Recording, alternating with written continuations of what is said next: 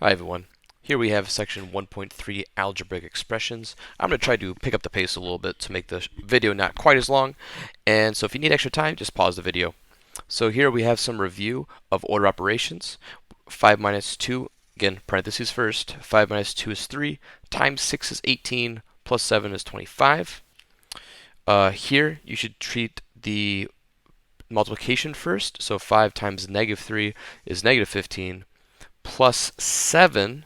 All of this is now negative 8, I believe. Then divided by 4 is negative 2. Here we have the parenthesis means you do negative times negative for these negative 5 squared. So this is a positive 25. This minus sign is not in with the 4, so the minus sign stays. And that's 4 squared, which is 16. So 25 minus 16 actually equals 9. Okay. So let's take a look. Here we have a vocabulary. We have definition of evaluate. So to evaluate an expression means to substitute a number for each variable and then simplify to get a value. So if you have x times y and x is 2, y is 3, you would then substitute the 2 and 3 in to get 2 times 3, which is 6. All right. So evaluate the expression for the given variables. When I plug in, I like to use parentheses if it's not too much of a hassle. So plugging with parentheses, this a is now negative 2, plus this b is 8. Sometimes the parentheses are unnecessary, but it's typically a good habit to get into. So nothing to do here with the negative 2 yet. We have to figure out what this is. So negative 8 over 4 becomes 2. So it's really negative 2 plus 2, which is 0. All right, for here, x is 3, y is negative 4. So every x I see, I'm going to plug in with parentheses a 3. The minus sign stays in front. Plug in a 3 squared. And the y is negative 4. Order operation says to take care of this exponent first. So we have a 3. I'm just going to drop the parentheses because they're not really needed here. This minus sign stays. 3 times 3 is 9. And we still have this negative 4 here. Again, don't subtract yet. We have to take care of the multiplication. So we really have 3, and negative 9 times negative 4 is positive 36. So when you do this multiplication bit, you kind of treat this 9 as negative because it's a minus 9. That all equals 39 then. Okay. I should box my answer. It's also a very good habit to get into. All right. Now we did the vocabulary in the last section with the the identity, property, inverse, associative, commutative, all of that.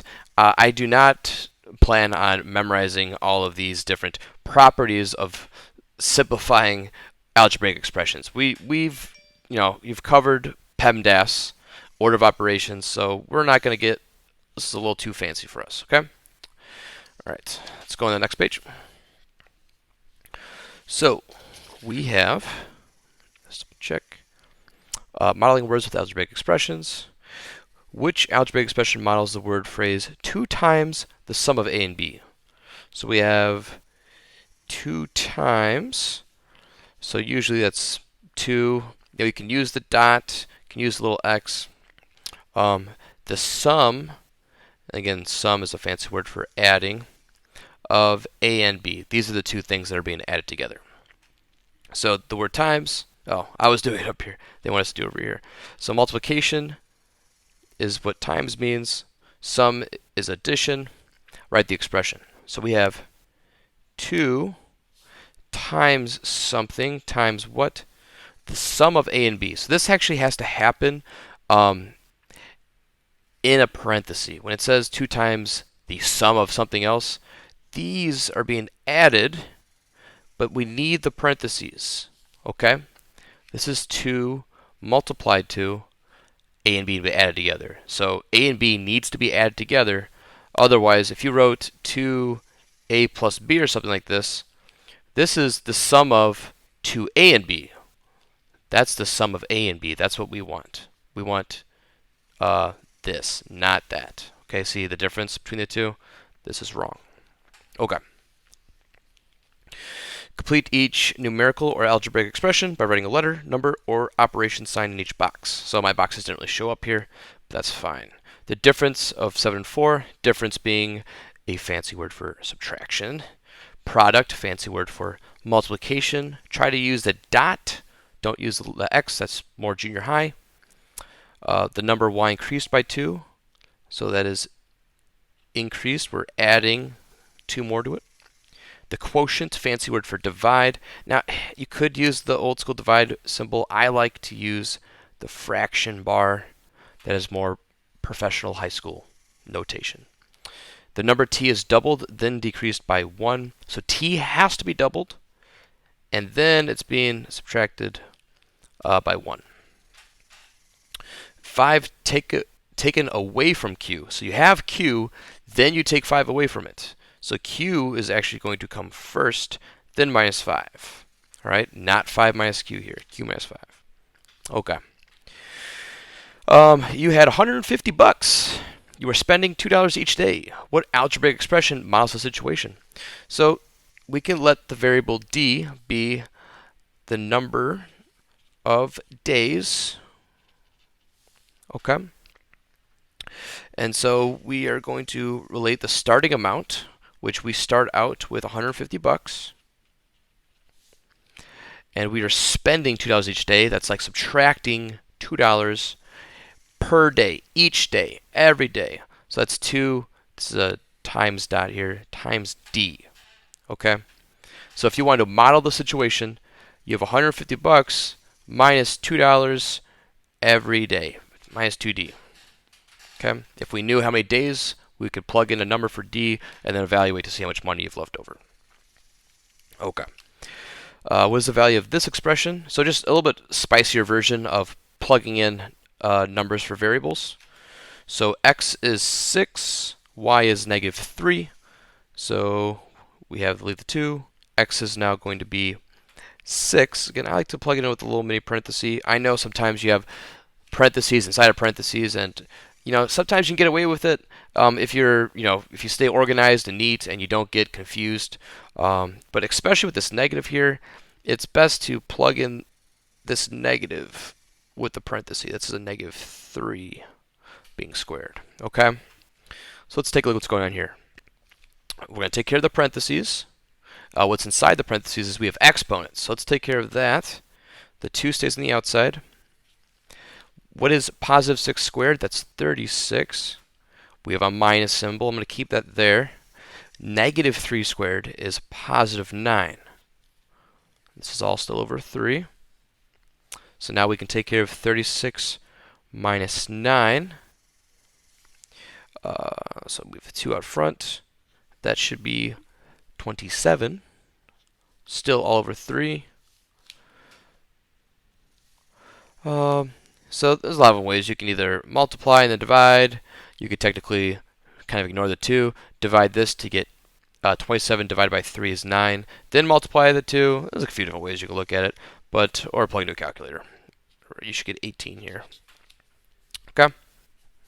Alrighty. Well, I guess they actually gave us a little box to show the work. I did my work on the other page. Okay. In basketball, teams can score by making 2-point shots, 3-point shots, and 1-point free throws. What algebraic expression models the total number of points that a basketball team scores in each game? If a team makes 10 2-point shots, 5 threes, and 7 free throws, how many points did they score in all? All right, so we're going to let T be the number of 2-point shots. H will be the number of, this will be the number of 3. That's because 3 is an H in it. 3-point shots. And then F will be the number of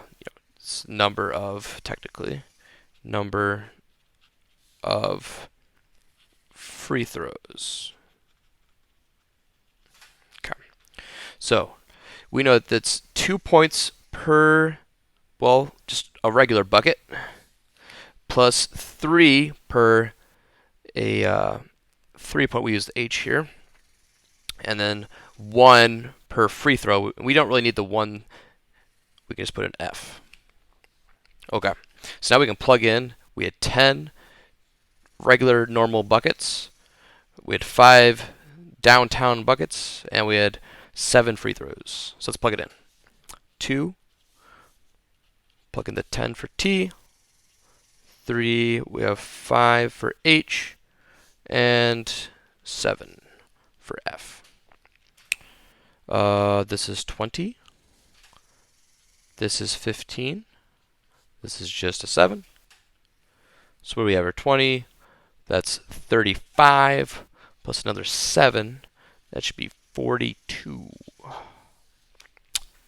which is the answer to everything in the universe, according to Hitchhiker's Guide to the Galaxy.